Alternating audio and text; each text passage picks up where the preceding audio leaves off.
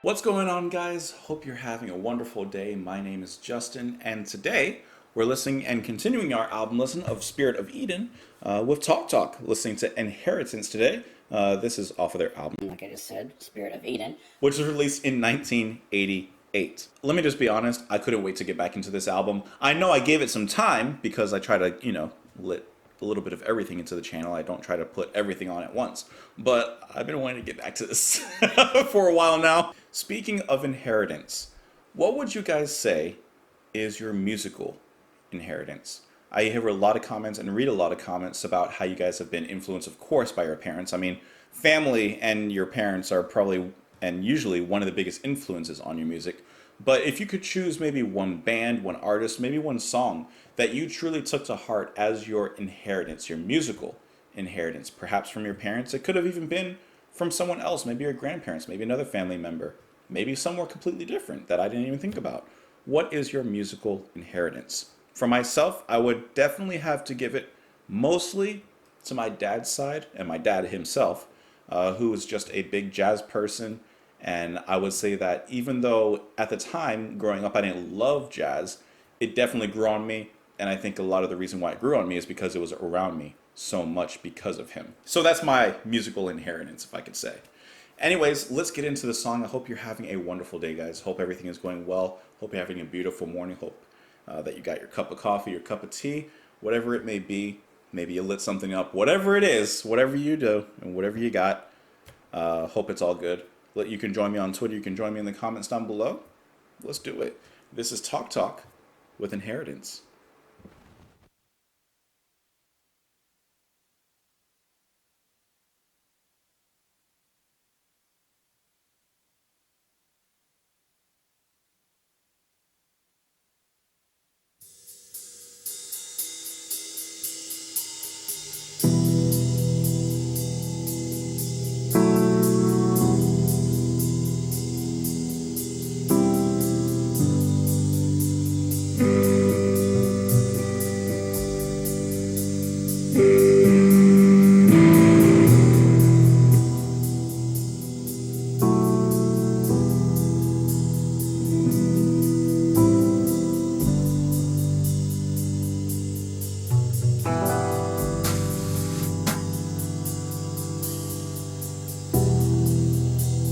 April sun, lilac snowfall,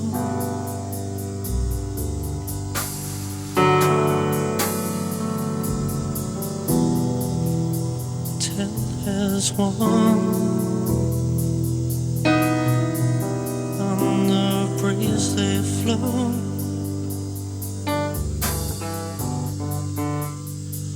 What gets my heart out?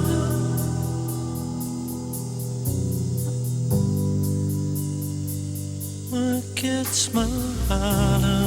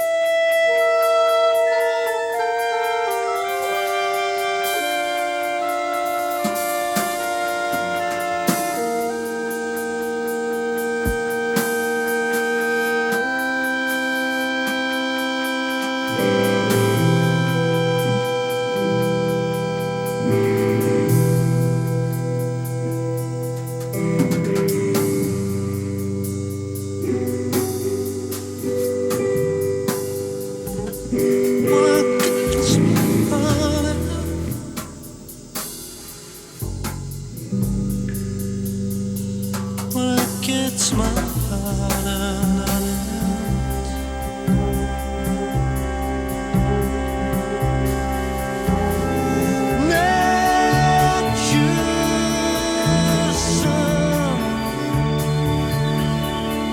don't you know how love goes on? Desperately befriending the crowd.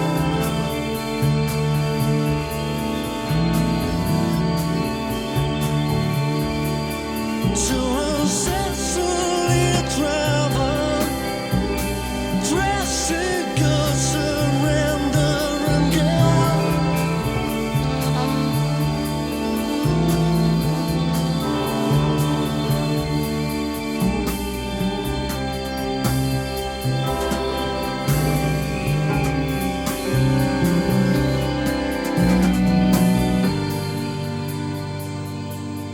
Heaven bless you when you come, my gentle friend. Heaven bless you. That's stunning. That's stunning. Wow. So first of all, you have to be in a certain mood to listen to this type of music, right? You can't be you can't be like, I don't know, in a rush. You can't be like like only with a few minutes left, and you have to like sit down and listen to this music. This is so good. How can someone sound so frail and yet speak and sing with so much strength as Mark Hollis? He can. It sounds to maybe the surface like he's singing weakly, but he's not. Listen to the power he sings with when he like really cries out. Sometimes he sings so quietly that it sounds like his voice is about to break. And yet that's just the control that he's pushing onto it. I love Mark Hollis's vocals. It feels like an autumn rain, you know, walking down the street and the leaves beneath your feet as the trees are changing color in autumn.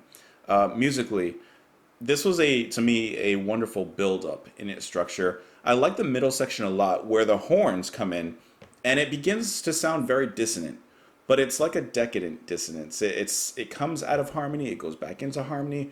It's abstract. I like abstract stuff like that.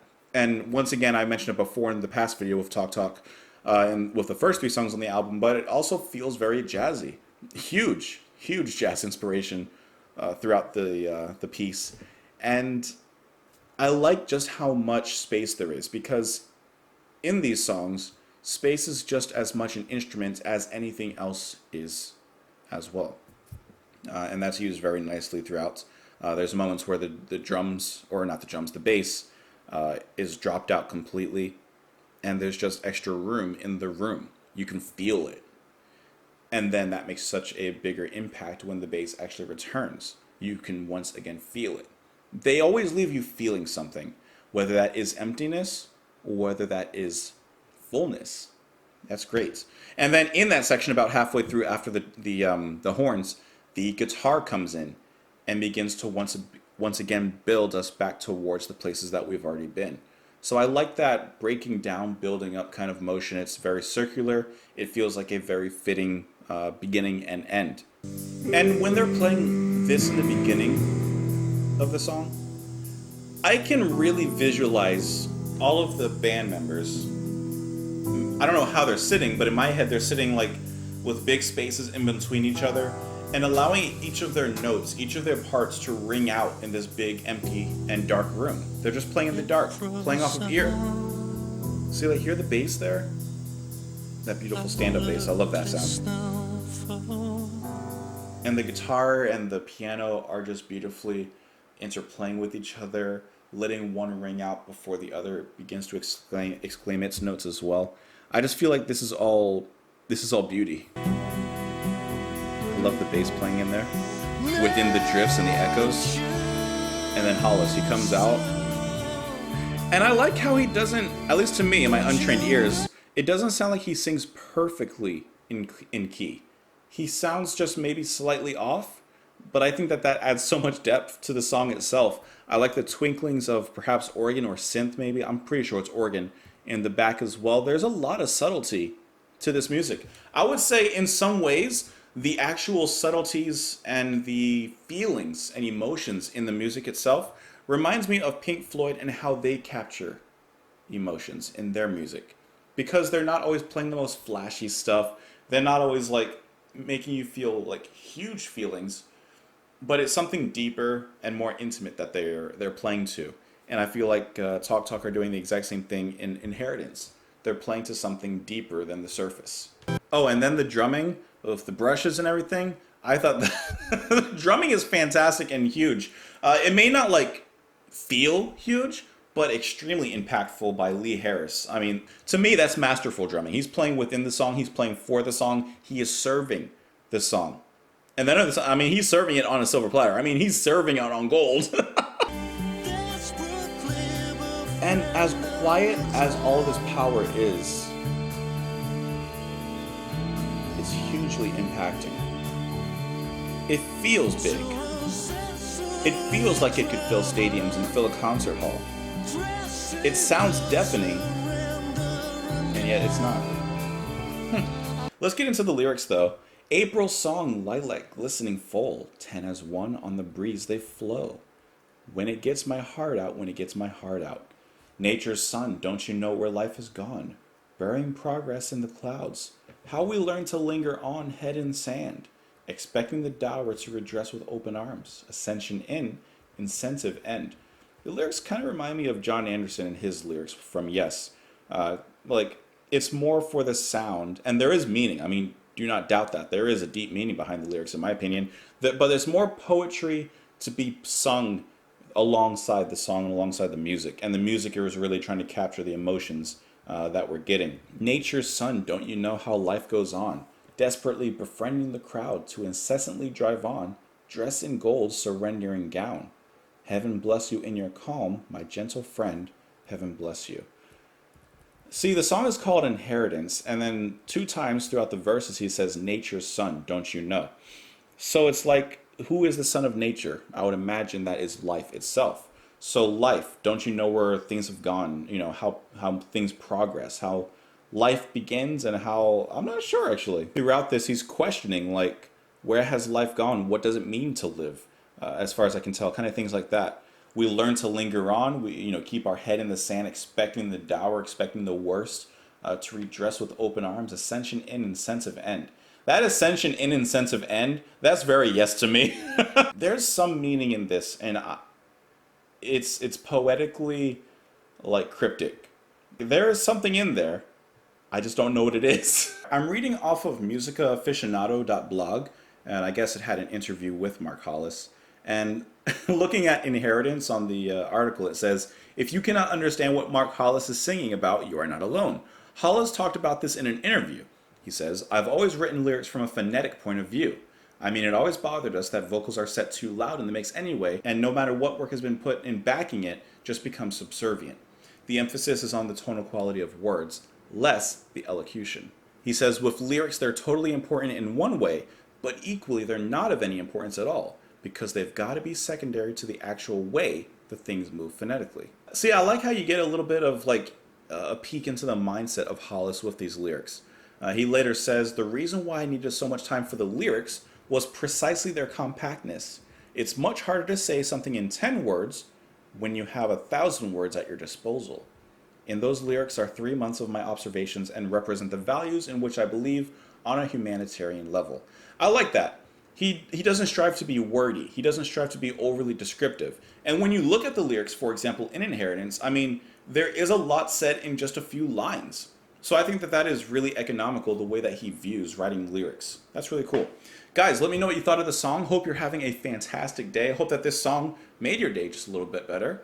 You can join me on Twitter, like the video if you like it, and all of that other stuff. Comment below. Join me on Patreon if you'd like to help out the channel. But for now, have a wonderful day, guys. I'll talk to you tomorrow. Bye.